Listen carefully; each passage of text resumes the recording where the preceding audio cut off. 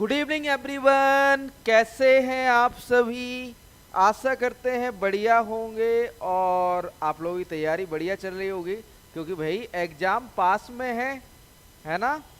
Exam पास में है तो भैया तैयारी तो बढ़िया करनी ही पड़ेगी। आवाज अच्छी आ रही है ना। अच्छी मतलब ये कहें कि भैया आवाज में कोई दिक्कत तो नहीं है, आवाज आ रही है ना सभी को। तो बढ़िया से शुरू करते हैं आज के सेशन को। Set paper number 28। 28 में आज जो हम करवाने वाले हैं बच्चों, वो सेट पेपर होने वाला है जो आपके 30 प्रैक्टिस सेट वाली जो किताब है या जो बुक है उसका संपूर्ण सॉल्यूशन है ना। तो चलिए शुरू करते हैं आज के सेट पेपर को। Practice set 28। प्रश्न ऐसे कि आप कहोगे सर लेवल वाला क्वेश्चन मिल गया, है ना। शुरू करते सेशन को। आप लोगों के लिए जो 30 प्रैक्टिस सेट वाली जो बुक है ना, ये 199 में पीडीएफ के फॉर्म में हमारी वेबसाइट विजन एग्री एकेडमी पर उपलब्ध है, जिसका लिंक आपको नीचे डिस्क्रिप्शन में मिल जाएगा। ठीक है। 50 और 100 सेट पेपर वाले भी सेट आपके अवेलेबल हैं और 99 में आपको मिलने वाला है मेगा टेस्ट सीरीज।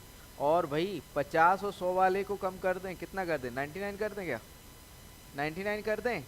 चलिए ठीक है, 99 आज से आपको प्राइस शो होगा हर एक सेट पेपर का 99 ओनली 99 रुपए में हर एक सेट पेपर। ठीक है। आज मैं इसके प्राइस को अपडेट कर दूंगा, कल सुबह से प्राइस आपको दिखने लगेंगे। ठीक।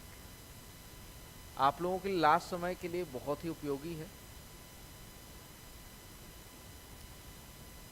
मैक्स से मैक्स क्वेश्चन पढ़िए अभी तो आप लोग। उत्तर प्रदेश अधीनस्थ सेवा चयन आयोग कृषि प्रावधिक सहायक प्रैक्टिस सेट नंबर 3।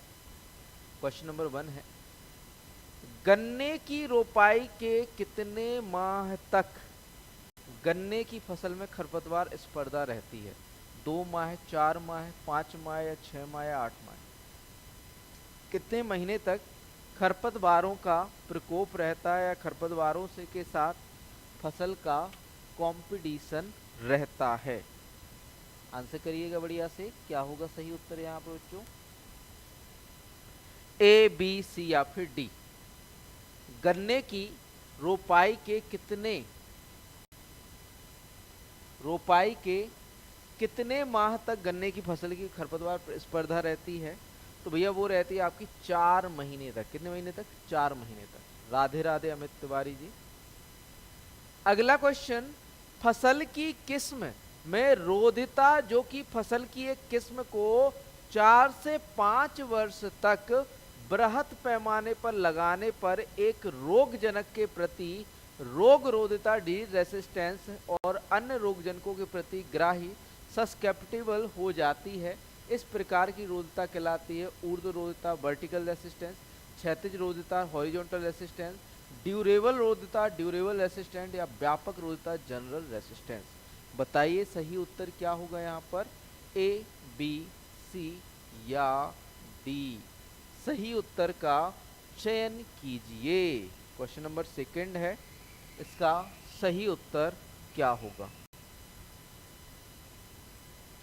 क्या गलत पढ़ा दिया भैया, बताओ, सही करवा दें। तो यहां पर राइट आंसर जो हो जाता है बच्चों, वो हो जाता है वर्टिकल रेसिस्टेंस। क्या हो जाता है, वर्टिकल रेसिस्टेंस। अगला क्वेश्चन देखिए, प्रकाश संश्लेषण में ध्वज पर्ण या फ्लैग लीफ का कितना प्रतिशत तक योगदान रहता है। मतलब जो फ्लैग लीफ रहता है उसका कितने % योगदान रहता है आपका प्रकाश संश्लेषण में। 52%, 40, 35 या 20 या 80%। जो भैया फ्लैग लीफ होती है ना, इसका लगभग 52%। कितना बच्चों, 52% योगदान होता है आपका किसमें, फोटोसिंथेसिस में।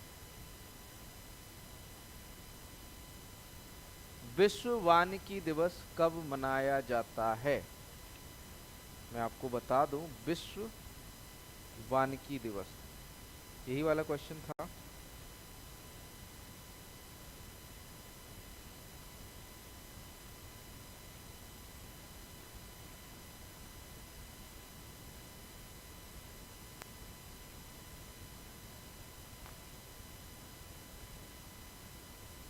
23 मार्च था जो कि हमने लगवाया था, है ना।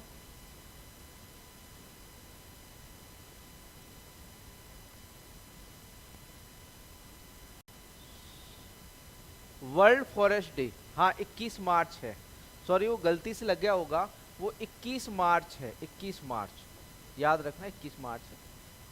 थोड़ा सा आप लोग बता दिया करो, उसमें कमेंट में लिख दिया करो 21 मार्च है, वो थोड़ा सा कंफ्यूजन हो गया था। बताइए, पीएच मान 4 पर किस फास्फोरस आयन की प्रधानता होगी? भैया एसिडिटी होगी तो कौन से आयन होंगे? एसिडिटी होगी तो कौन से आयन होंगे? HPO4, H2PO4 minus, PO4 triple minus, H3PO4। तो भैया एसिडिटी होने पर आपका कौन से आयन मौजूद होते हैं? जल्दी से बताओ, A, B, C या फिर D, क्या होगा सही उत्तर?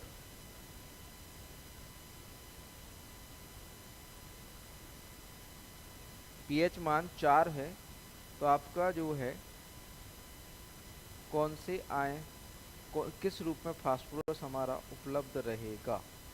किस रूप में फास्फोरस हमारा उपलब्ध रहेगा, प्रीडोमिनेंट रहेगा फास्फोरस? बताइए जल्दी से। देखो, अम्लीय पीएच या 5, 4.5 से कम होता है तो आपका H2PO4 माइनस किसके रूप में? क्लास साफ नहीं दिख रही है, ब्लर हो रही है। जस्ट मिनट में कैमरे को थोड़ा सा करके देखता हूँ, उसको बंद करके चालू करता हूँ, क्लीन करना पड़ेगा।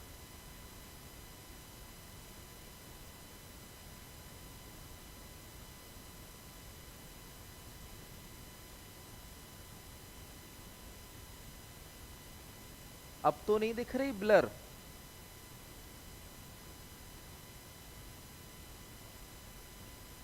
अब तो नहीं दिख रही ना ब्लर? बताओ अब ब्लर दिख रही हो? मोबाइल का कैमरा है एक्चुअल में, ठीक है। तो H2PO4 माइनस के रूप में अम्लीय मृदा में, और आपका PO4 ट्रिपल माइनस के रूप में आपका क्षारीय मृदा में उपलब्ध होता है, क्षारीय मृदा में PO4 ट्रिपल माइनस के रूप में, ठीक है।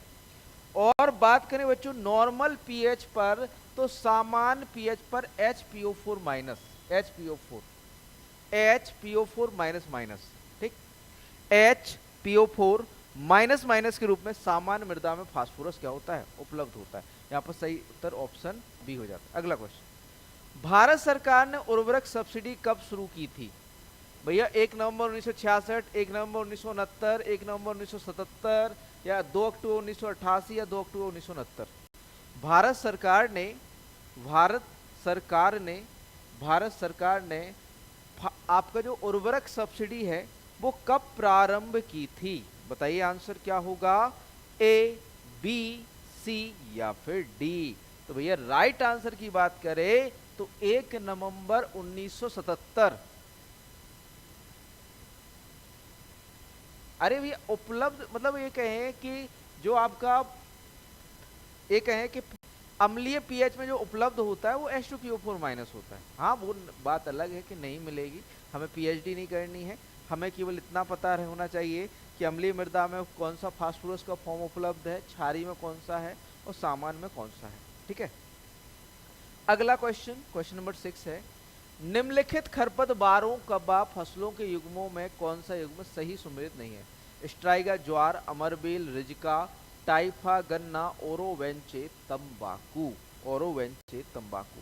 अरे भैया टाइफा, टाइफा गन्ना में थोड़ी ना लगता है भाई, आपका जो है गन्ने में तो क्या लगता है, ज्वार मक्का बाजरा गन्ना, ज्वार बाजरा मक्का गन्ना। स्ट्राइगा का प्रकोप होता है, किसका प्रकोप होता है? स्ट्राइगा। तो यहाँ पर ऑप्शन सी गलत है, गलत युग्म कौन सा है? Option C. गेहूं में कल्ले फुटान टिलरिंग के लिए अनुकूल तापमान बताइए, टिलरिंग या कल्ले फुटान के लिए अनुकूल तापमान, कल्ले फूटने के लिए, हाँ वो तो है ही, ई ऑप्शन आता तो डाउट तो रहना चाहिए। लेकिन हाँ इतना सा याद रखना कि आपको फास्फोरस की अवेलेबिलिटी बतानी है। गेहूं में कल्ले फूटने के लिए अनुकूल तापमान चाहिए। चलिए ऑप्शन देखिए, कल्ले फुटान के समय या कल्ले टिलरिंग के समय कितना चाहिए? 10 से 15 डिग्री सी, 16 से 20, 20 से 23 या 23 से 25।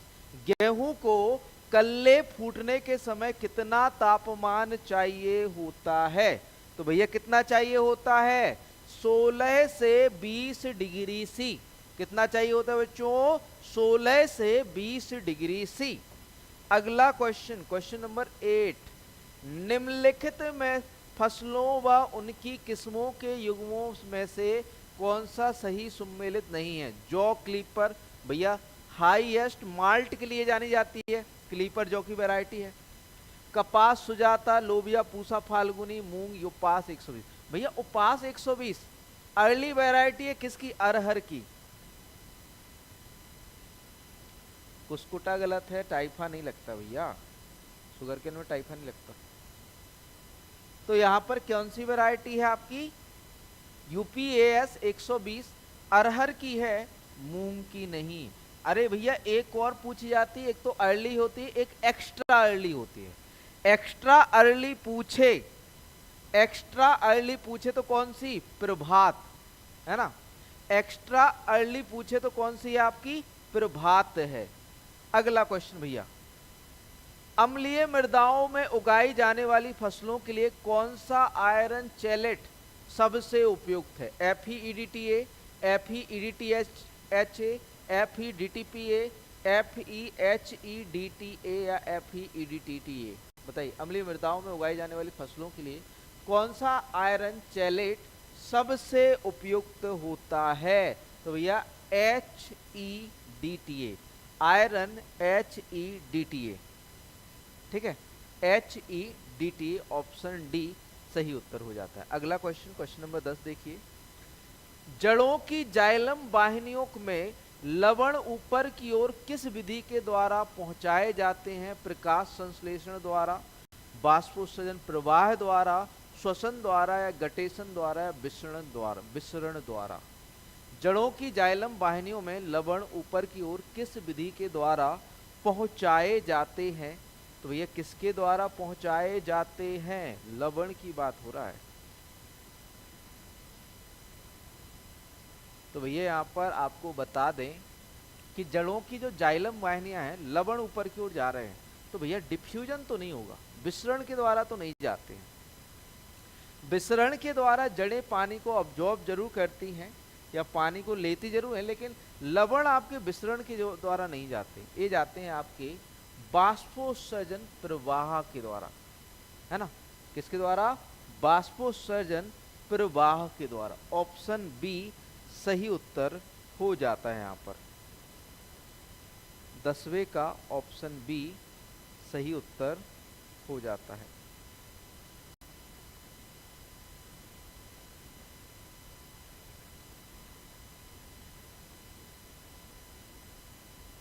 इसको एक बार हम, आप लोग बताइए आंसर क्या होगा वैसे तो। हाँ, बाष्पोत्सर्जन द्वारा। जड़ों में जाइलम वाहिकाओं में पानी और घुले हुए खनिज लवणों का परिवहन बाष्पोत्सर्जन की प्रक्रिया द्वारा ऊपर की ओर ले जाए जाते हैं। किसके द्वारा बच्चों? बाष्पोत्सर्जन, राइट है, बाष्पोत्सर्जन प्रक्रिया द्वारा, ठीक है, बाष्पोत्सर्जन प्रक्रिया द्वारा सही है। आगे बढ़ते हैं अगले क्वेश्चन की ओर बच्चों। क्वेश्चन नंबर 11 है, विस्तृत कार्बन नाइट्रोजन अनुपात वाले कार्बनिक अवशेषों का विच्छेदन, डिकम्पोजिशन, संकुचित कार्बन नाइट्रोजन अनुपात वाले कार्बनिक अवशेषों की तुलना में गति से होता है? तीव्र गति से, धीमी गति से, स्थिर गति से, या पहले तीव्र गति से उसके बाद धीमी गति से, या कोई नहीं, इनमें से कोई नहीं। तो बच्चों बात बता दें कि विस्तृत कार्बन नाइट्रोजन अनुपात वाले कार्बनिक अवशेषों का विच्छेदन संकुचित कार्बन नाइट्रोजन अनुपात वाले कार्बनिक अवशेषों की तुलना में धीमी गति से होता है। किससे होता है बच्चों? धीमी गति से होता है, ठीक, धीमी गति से होता है। ऑप्शन बी सही उत्तर हो जाता है। अगला क्वेश्चन, निम्न युग्मों में से कौन सा युग्म सही सम्मिलित नहीं है? फसल, बीज दर दी गई, गेहूं 100 kg, ठीक, उड़द 20 केजी प्रति हेक्टेयर, मक्का 18 केजी, सरसों 10 केजी, सोयाबीन 80 केजी। भैया सरसों का 5 से 6 केजी प्रति हेक्टेयर होता है ना, 10 केजी कैसे हो जाएगा, 10 नहीं होता, 5 से 6। तो यहाँ पर गलत जो है वो सुमेध कौन सा नहीं है, डी। आगे बढ़ते हैं अगले क्वेश्चन की ओर। क्वेश्चन नंबर 13 है।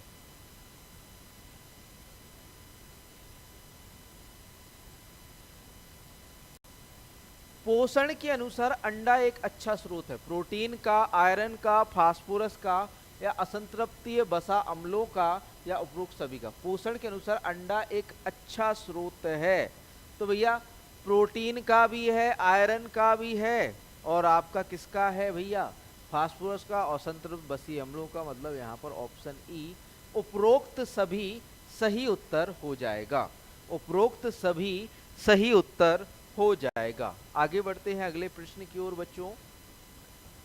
प्रश्न नंबर भैया है यहाँ पर 14। आम के लिए ड्वार्फिंग रूट स्टॉक कौन सा है, तोतापुरी, रेड स्मॉल, दशहरी, ओल्लूर, कुर्नुकन, या अल्फांसो। ड्वार्फिंग रूट स्टॉक, आम के लिए ड्वार्फिंग रूट स्टॉक कौन सा है, ठीक, तो बताइए, बताओ जल्दी से।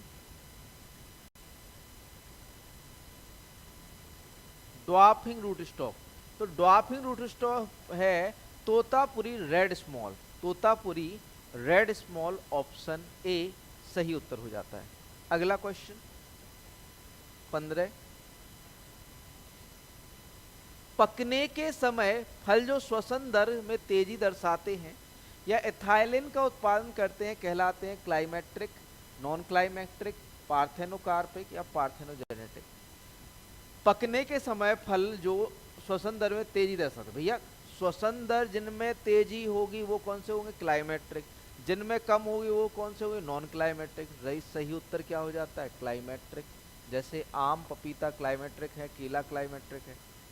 पपीते की बौनी उत्परिवर्ती किस्म है dwarf, Pusa dwarf, CO1, Pusa नन्हा, पूसा मैजेस्टी, सनराइज सोलो। तो भैया पूसा नन्हा ड्वार्फ वैरायटी है, बैकयार्ड के लिए इंपॉर्टेंट है और हाई डेंसिटी प्लांटिंग में उपयोग होता है। कौन सा भैया, पूसा नन्हा, उत्परिवर्ती किस्म है। कौन सी आपकी, पूसा नन्हा, पूसा नन्हा, ऑप्शन सी सही उत्तर हो जाता है।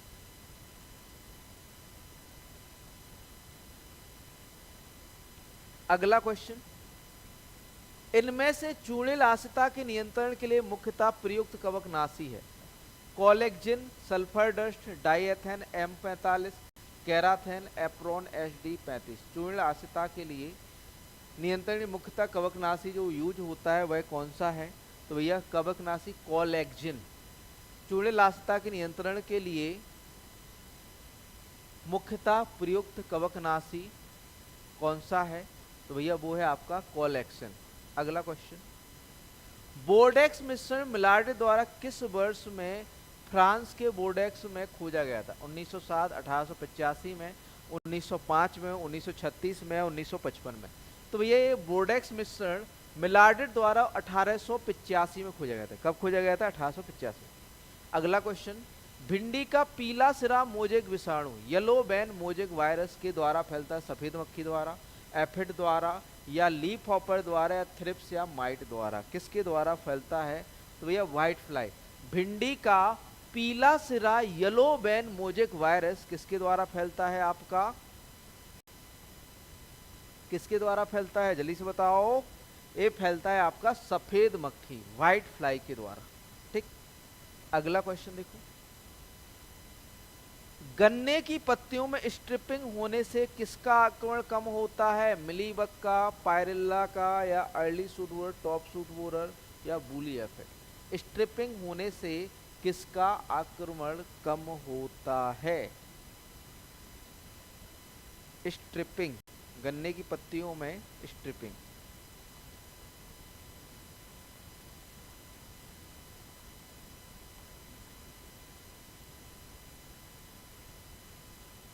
अब भैया आप लोग पूछेंगे सर स्ट्रिपिंग क्या होता है, तो गन्ने में जो ड्राई पत्तियां होती हैं या सूखी पत्तियां होती हैं उनको हटाना है ना। गन्ने में सूखी पत्तियों को हटाना स्ट्रिपिंग होता है ना। तो यदि उनको आप हटा दोगे तो किसका प्रकोप कम हो जाएगा? तो भैया मिलीबग का। किसका? मिलीबग का प्रकोप कम हो जाएगा। किसका? मिलीबग का, है ना। आगे बढ़ते हैं अगले क्वेश्चन की ओर। 21, अनार को पॉलीथिन के बैग से कवर किससे बचाने के लिए करते हैं? सकिंग मॉथ, फल छेदक, तना मक्खी, फल मक्खी या लीफ वेवर। अनार को पॉलीथिन बैग से कवर किया जाता है, बैगिंग की जाती है। तो भैया किससे बचाने के लिए किया जाती है? तो भैया ये सकिंग मॉथ से बचाने के लिए। किससे बच्चों? सकिंग मॉथ से बचाने। अनार को पॉलीथिन के बैग से कवर किससे बचाने के लिए किया जाता है? Sucking moth. अगला क्वेश्चन 22, कृष्णा एवं कंचन किसमें से संबंधित है? अंगूर, आम, लोकोट, सेब या आंवला।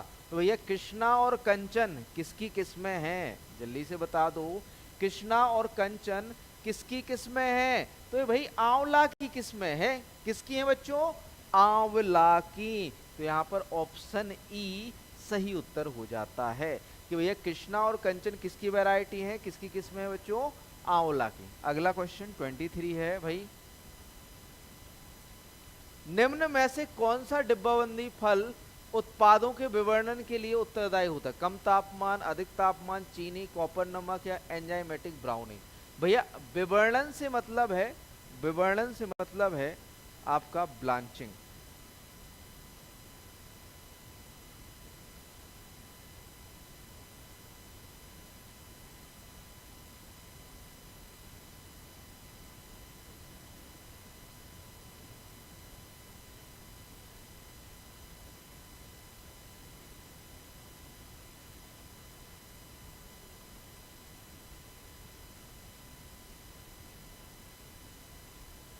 विवरण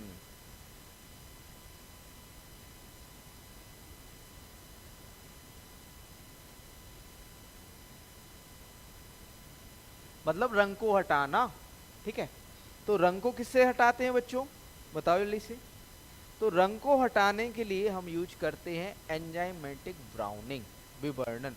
बड़ विवर्णन मतलब कि आपके जो है एंजाइमेटिक के लिए एंजाइमेटिक ब्राउनिंग। अगला क्वेश्चन 24, किस बीज के लिए प्रमाणीकरण आवश्यक नहीं है? प्रजनक बीज, प्रमाणित बीज, आधारीय बीज, पंजीकृत बीज, इनमें से कोई नहीं। प्रमाणीकरण जरूरी नहीं है भैया, सर्टिफिकेशन की जरूरत नहीं पड़ती। तो भैया कौन सा बीज है जिसे सर्टिफिकेशन की जरूरत नहीं पड़ती? तो भाई प्रजनक बीज, प्रमाणित हो चाहे आधार हो चाहे पंजीकृत हो, इनको प्रमाण पत्र जरूरी है। लेकिन इसके लिए जरूरी मतलब दिया जाता है, ऐसा नहीं कह रहे सर्टिफिकेशन नहीं किया जाता, किया जाता है, लेकिन ये नहीं है कि जरूरी है या कंपलसरी है। कंपलसरी नहीं है। आपका जो प्रजनक बीज है इसके लिए कंपलसरी नहीं है, ठीक। अगला क्वेश्चन, बीज के विकास पर नई नीति अपनाई व लागू की गई थी 1 अप्रैल 1995 को, 1 अप्रैल 1967 को, 1 अक्टूबर 1998 को, 1 अक्टूबर 1988 को, 2 अक्टूबर 1969 को। बीज के विकास पर नई नीति अपनाई व लागू की गई थी, कब की गई थी, कब अपनाई गई थी भैया? तो ये अपनाई गई थी आपकी 1 अक्टूबर 1988 को। बीज के विकास पर नई नीति, है ना, बीज के विकास पर नई नीति 1 अक्टूबर 1988 को अपनाई व लागू की गई थी। 1 अक्टूबर 1988 को अपनाई व लागू की गई थी। अगला क्वेश्चन, किस वर्ष में चावल का प्रथम जीनोम मानचित्र जीनोम मैपिंग पूरा हुआ था? 1995 में, 1997 में, 2002, 2001 या 2004 में। किस वर्ष में चावल का प्रथम जीनोम मानचित्रण या जीनोम मैपिंग पूरा हुआ था? जल्दी से बताओ क्या होगा सही उत्तर? तो भैया पहला जीनोम मानचित्र किसका? आपका चावल का।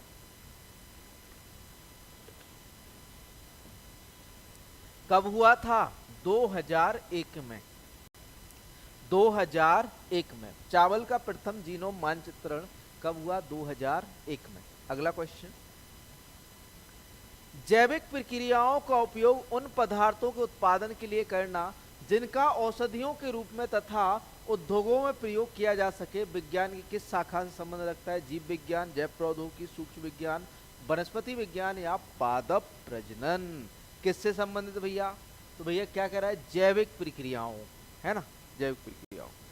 उपयोग उन पदार्थों के उत्पादन के लिए करना जिनका औषधियों के रूप में तथा उद्योगों में प्रयोग किया जाता है। तो भैया वो है आपका जैव प्रौद्योगिकी। राइट आंसर क्या हो जाता है? जैव प्रौद्योगिकी। एक चीज बच्चों आपके लिए इंफॉर्मेशन है, इंफॉर्मेशन ये है, कल दोपहर 12 बजे एक महा मैराथन लगने वाली है। मैराथन लगने वाली है जो कि आपकी 3 से 4 घंटे की क्लास होगी, जिसमें आपको एक एक सब्जेक्ट, मतलब ये कहें कि पूरा है तो सेट पेपर ही, लेकिन एक लेवल का सेट पेपर है, ठीक। उसमें आपका फुल एक एक क्वेश्चन का डिस्क्रिप्शन आपको कराया जाएगा। तो भैया तैयार रहिएगा आप लोग, दोपहर 12 बजे, कल दोपहर 12 बजे, ठीक है। चलिए चलते हैं अगले क्वेश्चन की ओर। क्वेश्चन नंबर 28 है, अंकुरण के समय सामान्यतः भ्रूण एल्यूरोन सतह को कौन सा हार्मोन प्रदान करता है जो ऑक्सीकारक एंजाइम के निर्माण में काम आता है? अंकुरण के समय सामान्यतः भ्रूण एल्यूरोन सतह को कौन सा हार्मोन, तो भैया यहाँ पर आप ऑप्शन देख लीजिए। पहले ऑप्शन में लिखने जा रहा हूं।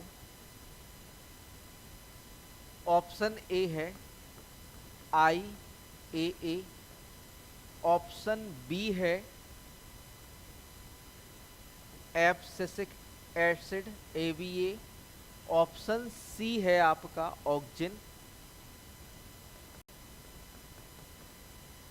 ऑप्शन डी है आपका बच्चों, ऑप्शन डी है साइटोकाइनिन,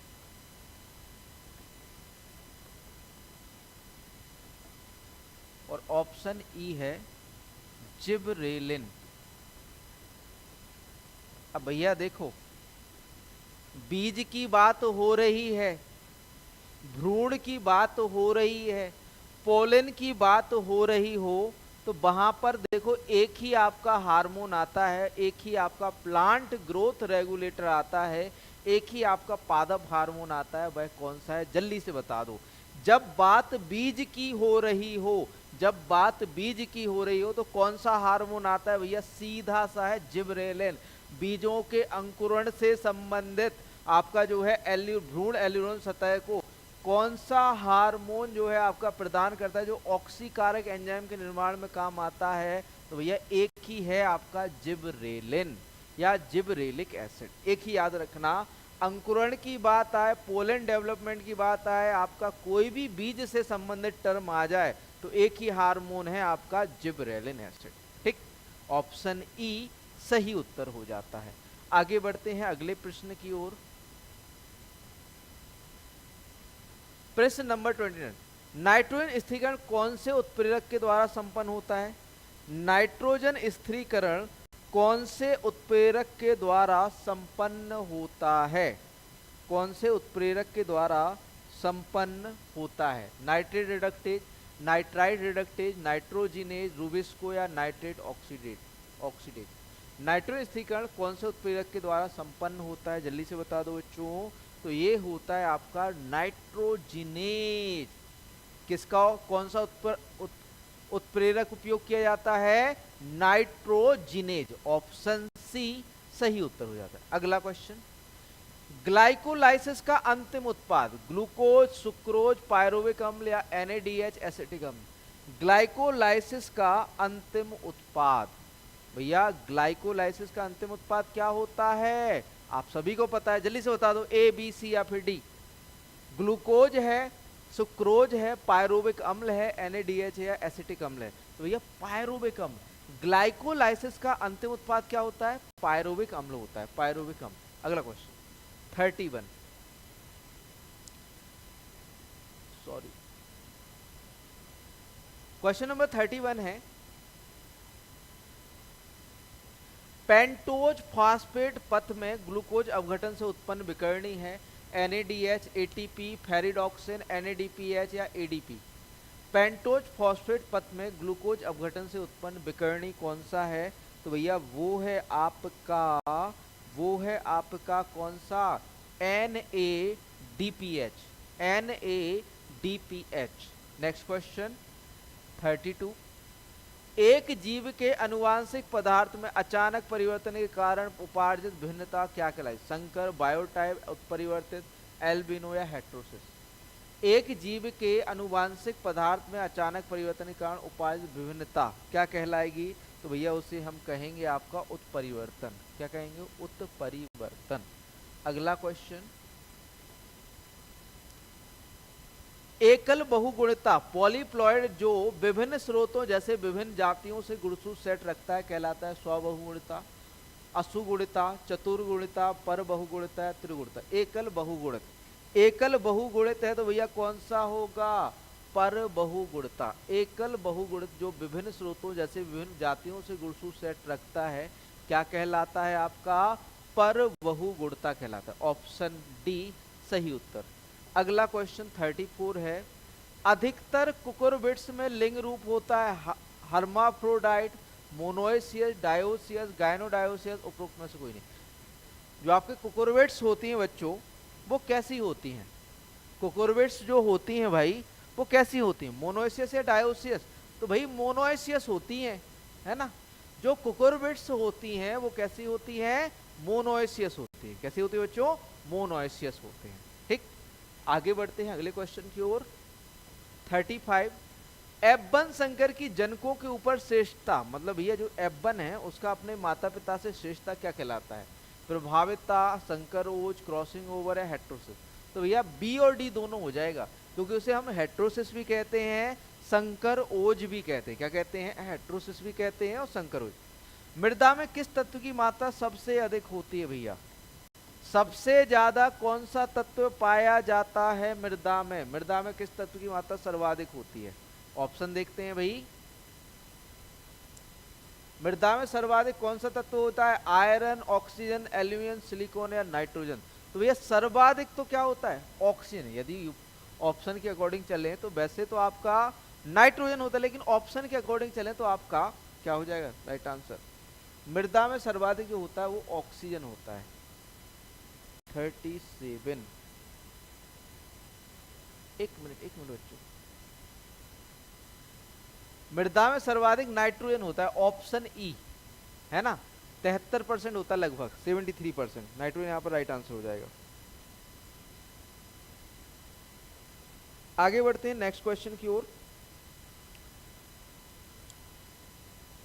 क्वेश्चन नंबर 37, मृदा रंग निर्धारण में क्रोमा निम्न में से क्या दर्शाता है? प्रबल तरंग दैर्घ्य, रंग का हल्कापन व गहरापन, रंग की शुद्धता और शांतता, प्रमुख वर्णक्रमीय रंग। तो भैया रंग की शुद्धता और शांतता को दर्शाएगा क्या? क्रोमा। रंग की शुद्धता, रंग के हल्केपन और गहरेपन को कौन दर्शाता है भैया? वैल्यू। ह्यू क्या कहलाता है? आपका प्रमुख वर्णक्रमीय रंग। ह्यू क्या दर्शाता है? प्रमुख वर्णक्रमीय रंग। अगला क्वेश्चन 38, लीबिग ने न्यूनता का कानून कब दिया था? 1942 में, 1852 में, 1842 में, 1862 में या 1875 में? लॉ ऑफ मिनिमम लीबिग ने कब दिया था? किस सन में दिया था? तो भैया ये दिया था आपका 1862 में। लीबिग ने न्यूनता का कानून कब दिया था? 1862 में। कब दिया था बच्चों? 1862 में दिया था न्यूनता का कानून। ठीक, आगे बढ़ते हैं अगले क्वेश्चन की ओर। कपास में क्रिंकल लीफ किसके कारण होता है? लोहे की विषाक्तता, जिंक की विषाक्तता, मैग्नीज की विषाक्तता या बोरॉन की विषाक्तता या नाइट्रोजन की विषाक्तता? क्रिंकल लीफ आपका किसके कारण होता है? कॉटन में, कपास में। तो जिंक की विषाक्तता के कारण। क्रिंकल लीफ जो होता है, क्रिंकल लीफ होता है कपास का, वो किससे होता है? जिंक की विषाक्तता के कारण, जिंक की विषाक्तता। अगला क्वेश्चन, यदि मृदा का कण घनत्व 2.6 है और स्थूलता घनत्व 1.3 है तो इसकी सांद्रता कितनी होगी? इसकी सरंध्रता, सॉरी, आपकी जो पोरोसिटी होगी या सरंध्रता होगी वह कितनी होगी? 35%, 40%, 50%, 55% या 65%? कितनी होगी भाई पोरोसिटी? तो भैया पोरोसिटी होगी 50%। कितनी होगी? 50%। अगला क्वेश्चन है 41, निम्न में से कौन से एक खनिज में मैग्नीज का अंश है? मैग्नेटाइट, टोरमेलिन, एपेटाइट, पायरोल्यूसाइट या एलाइट? किसमें मैग्नीज का अंश होता है? तो भैया यहाँ पर राइट आंसर होगा पायरोल्यूसाइड। यदि यहाँ पर हम ये कहें कि सर्वाधिक जो होता है मैग्नीज का अंश वो किसमें होता है? पायरोल्यूसाइड में होता है। अगला क्वेश्चन, विशिष्ट ऊष्मा किसकी अधिक होती है? रेत, सिल्ट, क्ले या लोम या ह्यूमस की? विशिष्ट ऊष्मा किसकी सर्वाधिक होती है? तो भैया सर्वाधिक जो विशिष्ट ऊष्मा होती है ना बच्चों, वो आपकी क्या होती है? ह्यूमस की। सर्वाधिक विशिष्ट ऊष्मा किसकी होती है? ह्यूमस की होती है। सर्वाधिक विशिष्ट ऊष्मा किसकी होती है? ह्यूमस की होती है। अगला क्वेश्चन 43, पोर्जुलाइजेशन प्रक्रिया में मृदा किसका संग्रह होता है? सिलिका का, iron oxide, aluminium oxide, calcium carbonate या जिप्सम? भैया लेटराइजेशन प्रोसेस का उल्टा होता है पोर्जुलाइजेशन। लेटराइजेशन प्रोसेस का उल्टा क्या होता है बच्चों? पोर्जुलाइजेशन होता है। क्या होता है? पोर्जुलाइजेशन उल्टा। लेटराइजेशन का उल्टा क्या? पोर्जुलाइजेशन। तो भैया पोर्जुलाइजेशन में क्या होगा? सिलिका का सिलिका का संचय और आयरन और एल्यूमिनियम का क्या होना? निच्छालित हो जाना। तो भैया मृदा में किसका संग्रह होगा? सिलिका का होगा। किसका संग्रह होगा बच्चों? सिलिका का। आगे बढ़ते हैं अगले क्वेश्चन की ओर। 44, यदि खाद के ढेर मैन्यूल पाइल को बाहर बरसात में खुला छोड़ देते हैं तो किस पोषक तत्व का मुख्य रूप से ह्रास होता है? नाइट्रोजन का, फास्फोरस, पोटेशियम, कैल्शियम या मैग्नीशियम? मैन्योर पाइल को यदि हम खुला छोड़ दें, खाद के ढेर को यदि बाहर बरसात में खुला छोड़ दें तो किस पोषक तत्व का भैया हानि होती है? तो भैया किस पोषक तत्व की हानि होती है? जल्दी से बता दो। तो भैया यहाँ पर नत्रजन की हानि होती है। किसकी हानि होती है बच्चों? नत्रजन की हानि होती है। किसकी हानि होती है बच्चों? नत्रजन की। अगला क्वेश्चन है क्वेश्चन नंबर 45, टाइफून विधि से सिंचाई किस फसल में प्रयोग किया जाता है? फलदार वृक्ष फसलों में, गेहूं में, आलू, गन्ना या धान? भैया टाइफून का तो सीधा संबंध किससे है? शुगर केन से है ना। टाइफून एक ड्रिप इरिगेशन का ही प्रकार है बच्चों। ड्रिप इरिगेशन का प्रकार ही है जो कि आपका गन्ना से संबंधित है। गन्ना में प्रयोग किया जाता है आपका किसका भाई? टाइफून विधि का। अगला क्वेश्चन 46 है, निम्नलिखित में से कौन मृदा प्रदूषण के कारण है? जैविक उर्वरक, रासायनिक उर्वरक, नाइट्रोजन स्थिरीकरण, बैक्टीरिया, बायोमेडिकल अपशिष्ट या प्लास्टिक? तो भैया जैव उर्वरक तो नहीं होंगे भैया, ये प्रदूषण का कारण नहीं है। नाइट्रोजन स्थिरीकरण करने वाले बैक्टीरिया भी आपके प्रदूषण का कारण नहीं है। तो भैया कौन है फिर प्रदूषण का कारण? तो रासायनिक उर्वरक, बायोमेडिकल अपशिष्ट या प्लास्टिक। 2, 4, 5, 2, 4, 5 कौन से ऑप्शन में? ऑप्शन सी यहाँ पर सही हो जाएगा। ऑप्शन सी में है तो भाई ऑप्शन सी यहाँ पर राइट आंसर हो जाता है। अगला क्वेश्चन देखो भैया, क्वेश्चन नंबर 47, मिट्टी का सर्वेक्षण और वर्गीकरण निम्नलिखित की विशिष्ट विशेषता के आधार पर किया जाता है? मूल सामग्री, मिट्टी की क्षितिज, मिट्टी की प्रोफाइल, मिट्टी के नमूने, इनमें से कोई नहीं। मिट्टी का सर्वेक्षण और वर्गीकरण किसके आधार पर किया जाता है भैया? जल्दी से बताओ। मृदा का क्लासिफिकेशन करना है तो किस आधार पर करोगे? तो भैया मृदा प्रोफाइल। आप विशिष्ट विशेषताएं किसकी देखोगे? मृदा प्रोफाइल की देखोगे, है ना। उसके आधार पर आप वर्गीकरण करोगे। अगला क्वेश्चन है, नाइट्राइट को नाइट्रेट रूप में परिवर्तित करने में शामिल सूक्ष्मजीव कौन सा है? नाइट्राइट को नाइट्रेट में कौन सा? नाइट्रोबैक्टर, नाइट्रोसोमोनास, स्यूडोमोनास, नाइट्रोसोकोकस या स्ट्रेप्टोकोकस? जल्दी से बता दो। नाइट्राइट को नाइट्रेट में, तो भैया नाइट्राइट को नाइट्रेट में जो कन्वर्ट करता है वो है आपका नाइट्रोबैक्टर। कौन सा भैया? नाइट्रोबैक्टर।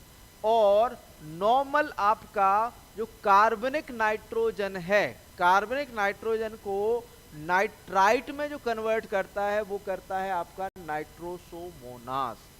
ठीक है, जो कार्बनिक जो आपका नाइट्रोजन होता है उसको नाइट्राइट में कन्वर्ट करने का काम करता है नाइट्रोसोमोनास, और नाइट्राइट को नाइट्रेट में कन्वर्ट करने का काम करता है आपका नाइट्रोबैक्टर, और आपका स्यूडोमोनास डीनाइट्रिफिकेशन में काम आता है ना।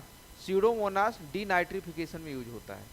अगला क्वेश्चन देखो 49, सोयाबीन में नत्रजन स्थिरीकरण किस बैक्टीरिया द्वारा होता है? Rhizobium meliloti, Rhizobium japonicum, Rhizobium trifolii, Rhizobium leguminosarum. तो भैया राइजोबियम जैपोनिकम। मूंगफली और सोयाबीन में जो नाइट्रोजन स्थिरीकरण करने वाला बैक्टीरिया है वो है राइजोबियम जैपोनिकम। अगला क्वेश्चन 50।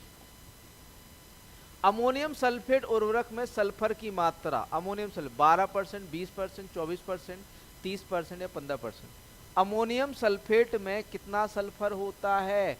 तो 24% तो सल्फर होता है। अमोनियम सल्फेट में 24% तो सल्फर होता है और 26% क्या होता है? जल्दी से बताओ, 26% क्या होता है अमोनियम सल्फेट में? भैया 20.6 सॉरी 20.6% क्या होता है? नत्रजन होता है। अमोनियम सल्फेट में 20.6% होता है नत्रजन और 24% क्या होता है? सल्फर। अमोनियम सल्फेट में 20.6% तो होता है नत्रजन और आपका 24% सल्फर। सहसंबंध गुणांक कोरिलेशन कोफिशिएंट की प्रमाणिकता के लिए कौन सा परीक्षण किया जाता है? सहसंबंध गुणांक कोरिलेशन कोफिशिएंट की प्रमाणिकता के लिए कौन सा परीक्षण किया जाता है? कौन सा परीक्षण किया जाता है? जल्दी से बताओ। जेड परीक्षण, ऑप्शन ए।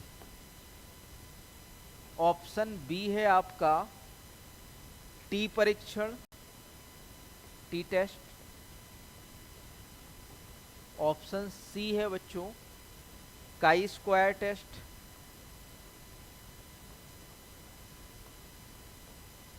ऑप्शन डी है आपका बच्चों एफ टेस्ट। ई है none of these. None of these. बताओ आंसर क्या होगा? सहसंबंध गुणांक कोरिलेशन की कोफिशिएंट की प्रमाणिकता के लिए कौन सा परीक्षण किया जाता है? कौन सा परीक्षण किया जाता है बच्चों? तो वो किया जाता है टी टेस्ट। कौन सा टेस्ट किया जाता है? टी टेस्ट किया जाता है। टी टेस्ट किया जाता है। सहसंबंध गुणांक कोरिलेशन कोफिशिएंट की प्रमाणिकता के लिए कौन सा टेस्ट किया जाता है? आपका जो है टी टेस्ट किया जाता है। अगला क्वेश्चन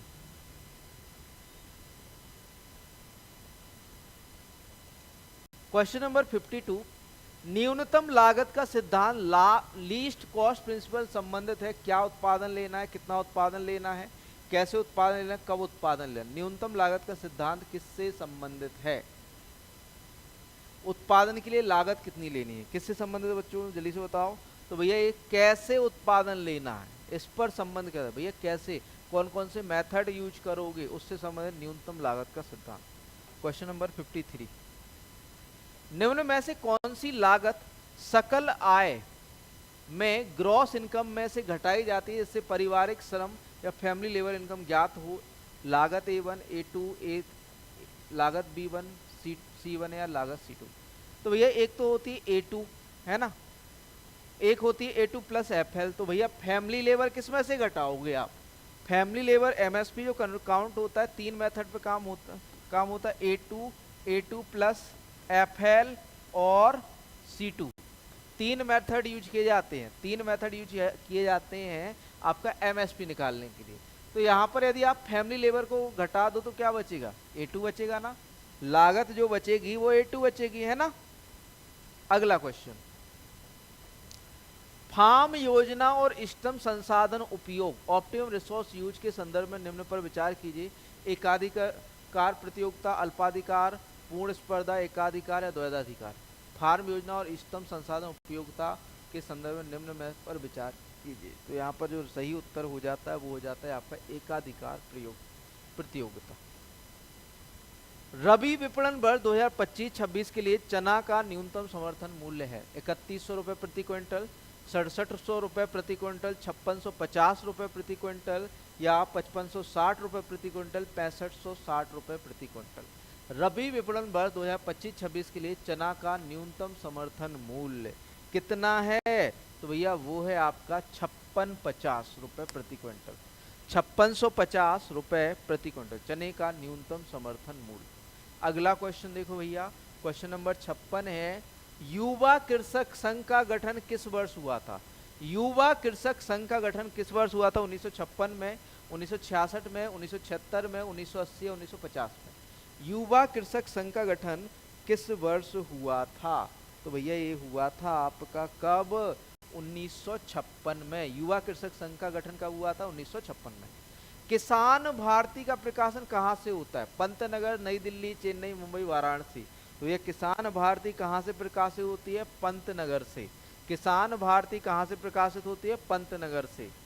अगला क्वेश्चन, प्रसार शिक्षा शब्द का सर्वप्रथम प्रयोग किसके द्वारा किया जाता है? इंग्लैंड के कैम्ब्रिज विश्वविद्यालय द्वारा, इंग्लैंड के ऑक्सफोर्ड विश्वविद्यालय द्वारा, अमेरिका के आहियो स्टेट विश्वविद्यालय द्वारा, भारतीय कृषि अनुसंधान परिषद द्वारा। तो यह प्रसार शिक्षा शब्द का प्रयोग सर्वप्रथम कहां पर किया गया था? आपका इंग्लैंड के कैम्ब्रिज विश्वविद्यालय में। भैया ये पूछा जाएगा कि भैया प्रसार शिक्षा का जो है आपका शब्द कहाँ से लिया गया है? तो इंग्लैंड के कैम्ब्रिज विश्वविद्यालय में दिया गया था। और प्रसार शिक्षा की शुरुआत कहाँ से हुई थी? तो वो अमेरिका से हुई थी। आपके जो के.एन. सिंह है, भारत में आपके जो है प्रसार शिक्षा के जनक कहे जाते हैं। ठीक है, अगला क्वेश्चन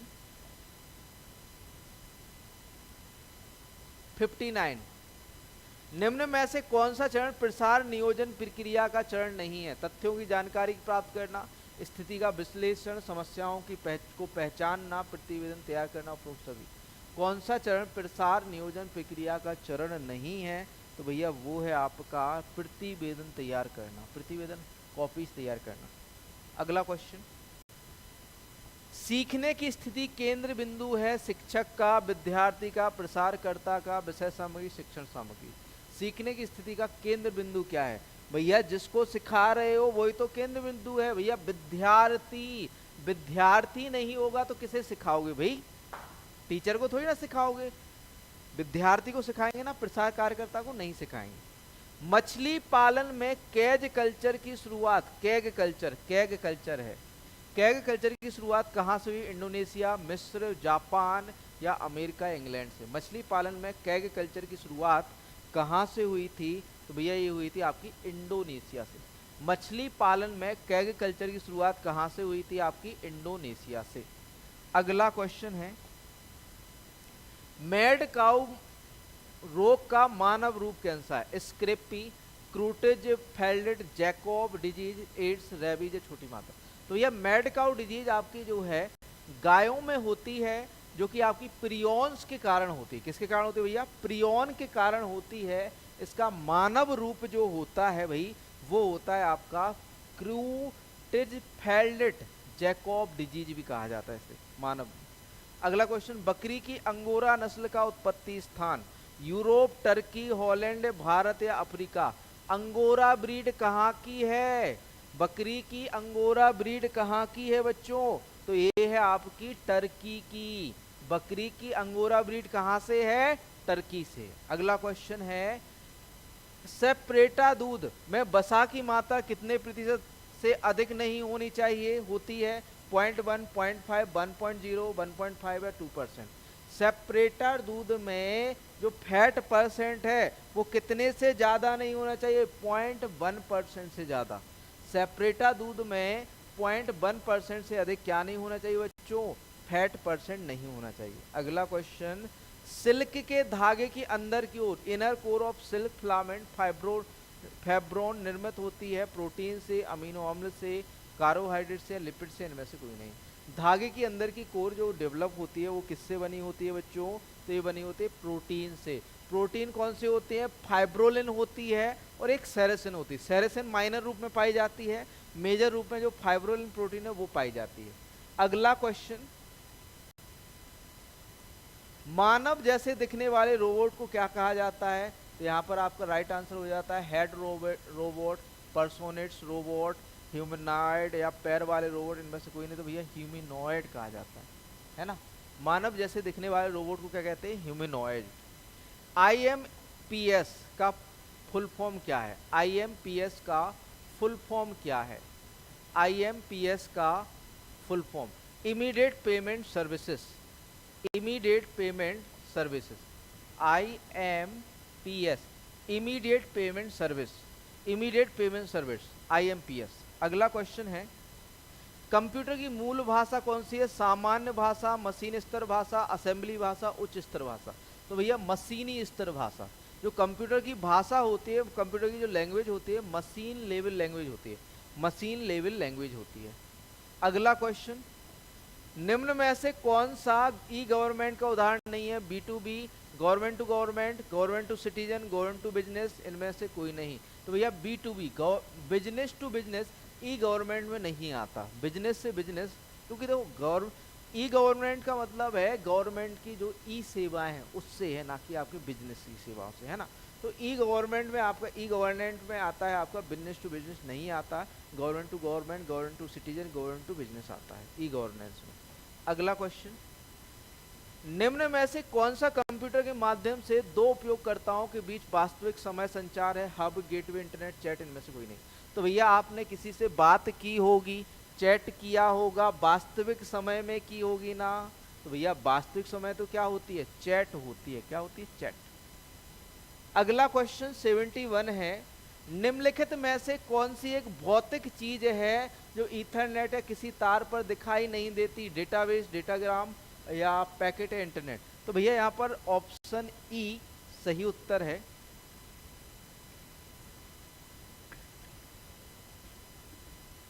अब भैया ऑप्शन ई क्यों है? कि एक भौतिक चीज है जो ईथरनेट या किसी तार पर दिखाई देती है, तो भैया वो है आपकी केबल। केबल ही तो दिखाई देती है आपकी ईथरनेट में, या किसी तार पर दिखाई देती है, तो भैया वो है केबल। तो यहाँ पर none of these right answer होगा, केबल। यहाँ पर राइट आंसर है केबल, यहाँ पर right answer none of these, इनमें से कोई नहीं। ठीक। कंप्यूटर का जनक कौन है? सभी को पता है भैया, चार्ल्स बेबेज है। अगला क्वेश्चन, अंकगणितीय संचालन और तार्किक संचालन किसके द्वारा किए जाते हैं? कंट्रोल यूनिट, अर्थमेटिक एवं logical unit, ALU, input unit, output unit, इनमें से कोई नहीं। तो भैया आपके भैया सीधा कह रहा है अंकगणितीय और तार्किक, तो भैया अर्थमेटिकल एंड लॉजिकल यूनिट का यूज होगा, ALU का यूज होगा यहाँ पर, ALU का यूज। अगला क्वेश्चन, PCI का मतलब क्या है? Peripheral component interconnect, peripheral component interface, peripheral communication interface. तो भैया पेरिफेरल कंपोनेंट इंटरकनेक्ट, PCI का फुल फॉर्म क्या है बच्चों? Peripheral component interconnect, peripheral component interconnect. आगे बढ़ते हैं अगले क्वेश्चन की ओर। क्वेश्चन नंबर 75, आधार डेटाबेस के आधार माध्यम से पहचान और प्रमाणीकरण के साथ किया गया भुगतान क्या कहलाता है? ADPS, AFPS, AHPS, AEPS, इनमें से कोई नहीं। तो भैया AEPS, आधार डेटाबेस के माध्यम से पहचान और प्रमाणीकरण के साथ किया गया भुगतान क्या कहलाता है? AEPS कहलाता है। अगला क्वेश्चन है, निष्पादन में प्रोग्राम को कहा जाता है एरर, कंपाइलर, प्रोसेस या फंक्शन, इनमें से कोई नहीं। तो भैया प्रोग्राम में जो निष्पादन हो रहे होते हैं या फिर जो आउटपुट दे रहा होता है या फिर कहे जो कोई प्रॉब्लम सॉल्व कर रहा होता है, वो क्या होती है? प्रोसेस होती है बच्चों। क्या होती है? प्रोसेस। DNS का फुल मतलब क्या है? भैया सीधी सी बात है, डोमेन नेम सिस्टम। DNS का फुल फॉर्म क्या होता है? Domain name system. अगला क्वेश्चन, इजी क्वेश्चन है आज की। पेस्ट के लिए शॉर्टकट की क्या है? Ctrl+F, Ctrl+X, Ctrl+V, Ctrl+C। तो भैया Ctrl+V कर दो, Ctrl+C करोगे तो कॉपी, Ctrl+X करोगे तो कट, और Ctrl+V कर दोगे तो पेस्ट। अगला क्वेश्चन, कंप्यूटर सुरक्षा में सेंध लगाने का कार्य, भैया हैक करोगे ना। कंप्यूटर सुरक्षा में सेंध लगाने का कार्य क्या कहलाएगा? हैकिंग कहलाएगा। क्या कहलाएगा बच्चों? हैकिंग। कंप्यूटर सुरक्षा में सेंध लगाने का कार्य क्या कहलाता है? हैकिंग। अगला क्वेश्चन, एल्गोरिदम का परीक्षण द्वारा किया जाता है? प्रोग्राम द्वारा, सूचना द्वारा, डेटा या स्टेप, या इनमें से कोई नहीं। तो भैया एल्गोरिदम का जो परीक्षण किया जाता है वो किया जाता है आपका प्रोग्राम द्वारा। एल्गोरिदम का जो परीक्षण किया जाता है वो किया जाता है किसी प्रोग्राम द्वारा। अगला है उत्तर प्रदेश, सामान्य ज्ञान। उत्तर प्रदेश की जलवायु है उष्णकटिबंधीय, शीतोष्ण महाद्वीपीय, शुष्क रेगिस्तानी या टुंड्रा, इनमें से कोई नहीं। तो भैया उष्णकटिबंधीय मानसून है। उत्तर प्रदेश की जलवायु कैसी है? उष्ण कटिबंधीय मानसूनी जलवायु है उत्तर प्रदेश की। अगला क्वेश्चन, सकल घरेलू उत्पाद डिफ्लेटर किसका अनुपात है? नाम मात्र से वास्तविक सकल घरेलू उत्पाद, नाम मात्र से संभावित सकल घरेलू उत्पाद, वास्तविक सकल घरेलू उत्पाद से वास्तविक सकल घरेलू उत्पाद। सकल घरेलू उत्पाद जीडीपी डिफ्लेटर किसका अनुपात होता है? तो भैया ये होता है नाम मात्र से वास्तविक सकल घरेलू उत्पाद का। नाम मात्र से सकल घरेलू, वास्तविक सकल घरेलू उत्पाद का। अगला क्वेश्चन, उत्तर प्रदेश में वर्तमान में कितने जीआई टैग किए गए उत्पाद हैं जो भारत में सबसे अधिक वाले राज्य के रूप में अपना स्थान बनाए? जब ये क्वेश्चन पूछा गया था उस समय 75 थे, लेकिन अभी प्रेजेंट में कितने हैं? 77 हैं। जब ये क्वेश्चन पूछा गया था तब 75 थे, अभी प्रेजेंट में कितने हैं? 77 हैं, 77। अभी जो लगभग एक ही महीने में, इसी महीने का है, ठीक है। 77 जीआई टैग हैं। उत्तर प्रदेश का निम्न में से कौन सा जिला ताला उद्योग के लिए? भैया ताले के लिए तो एक ही है, अलीगढ़। चमड़ा उद्योग के लिए आपका आगरा जाना जाता है, ठीक है, अलीगढ़ ताला उद्योग के लिए। अगला क्वेश्चन, पूंजी स्टॉक में समय के साथ होने वाली टूट फूट या कमी को संदर्भित करता है। मूल्य ह्रास, विमुद्रीकरण, अवमूल्यन, विध्वंस, इनमें से कोई नहीं। पूंजी स्टॉक में समय के साथ होने वाली टूट फूट या कमी किसको संदर्भित करती है? तो ये मूल्य ह्रास को संदर्भित करती है। किसको संदर्भित करती है? मूल्य ह्रास को। क्वेश्चन नंबर 86 है, कौन सा घराना ख्याल गायकी और ध्रुपद धमार का मिश्रण है? आगरा, किराना घराना, अतरौली घराना, रामपुर घराना। कौन सा घराना ख्याल गायकी और ध्रुपद धमार का मिश्रण है?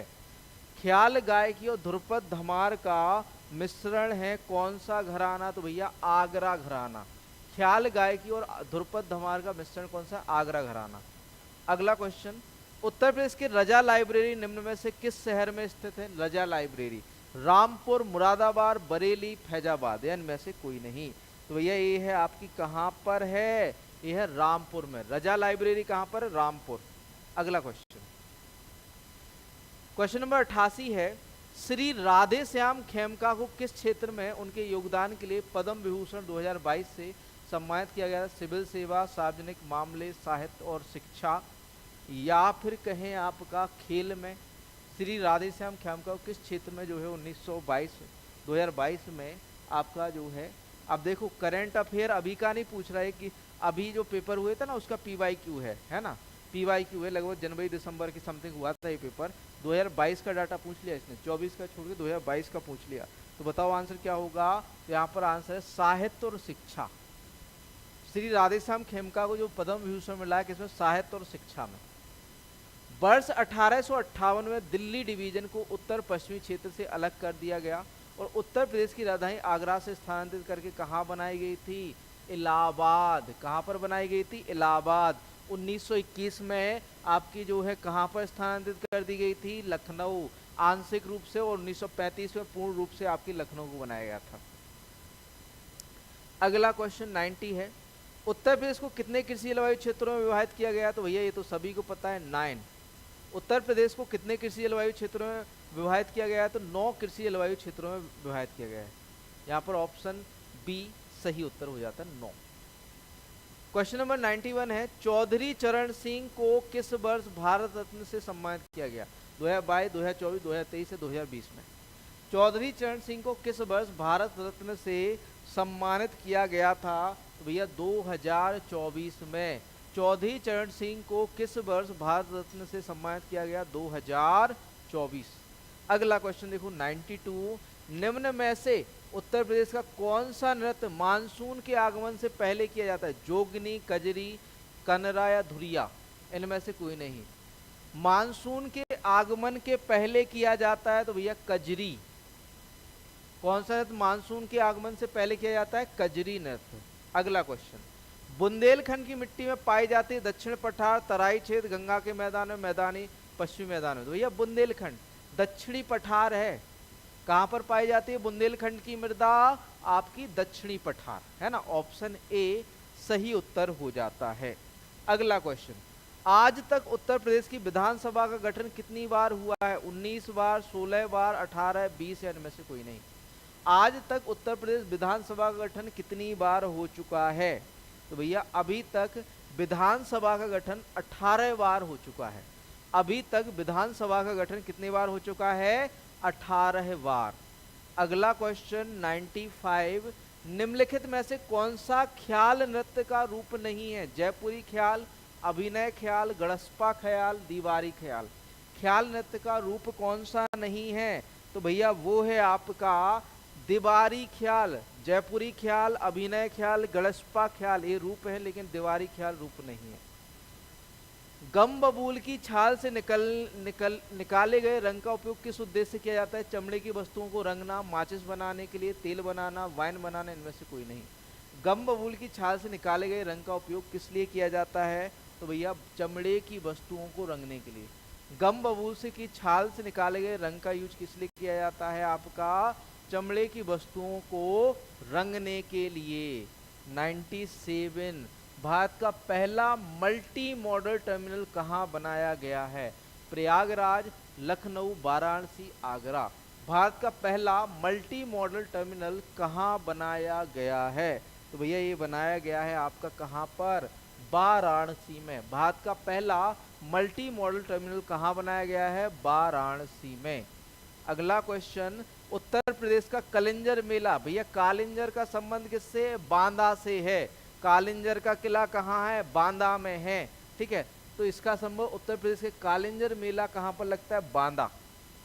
निम्न में से कौन सा उत्तर प्रदेश का राज्य पशु है? निम्न में से कौन सा उत्तर प्रदेश का राज्य पशु है? तो भैया उत्तर प्रदेश का राज्य पशु कौन सा है? तो उत्तर प्रदेश का राज्य पशु है दलदली हिरण या बारहसिंगा। इसे दलदली हिरण भी कहते हैं और बारहसिंगा भी कहते हैं। ठीक। उत्तर प्रदेश का सबसे छोटा जिला? शामली, सोनभद्र, हापुड़, बहराइच या बलिया। तो भैया सबसे छोटा जिला तो कौन सा है? हापुड़, है ना। उत्तर प्रदेश का सबसे छोटा जिला कौन सा है बच्चों? हापुड़ है। इसी के साथ यहाँ पर आपके 100 प्रश्न समाप्त होते हैं। आशा करते हैं आपको हेल्प हुई होगी थोड़ी सी, और इसको लिख दीजिए अपना कितना बना है, और बढ़िया से तैयारी करते रहिए और आगे बढ़ते रहिए। आपके लिए डेली आपका 7:30 पर सेट पेपर लेके आएंगे हम। बढ़िया से तैयार रहिए आपके सेट पेपर के लिए। और ये जो आपके सेट पेपर हैं, एक किताब से लिए मेगा टेस्ट सीरीज जो कि आपको मिलने वाली है। एक तो देखो भैया 199 में ये आपको बुक मिल रही है पीडीएफ के फॉर्म में। आपकी जो सेट पेपर है ये 99 में कर देंगे। आपका जो मेगा टेस्ट सीरीज है ये भी आपको 99 में मिल रही है। मिलते हैं नेक्स्ट सेशन में आपका कल शाम को 7:30 बजे। थैंक यू दोस्तों।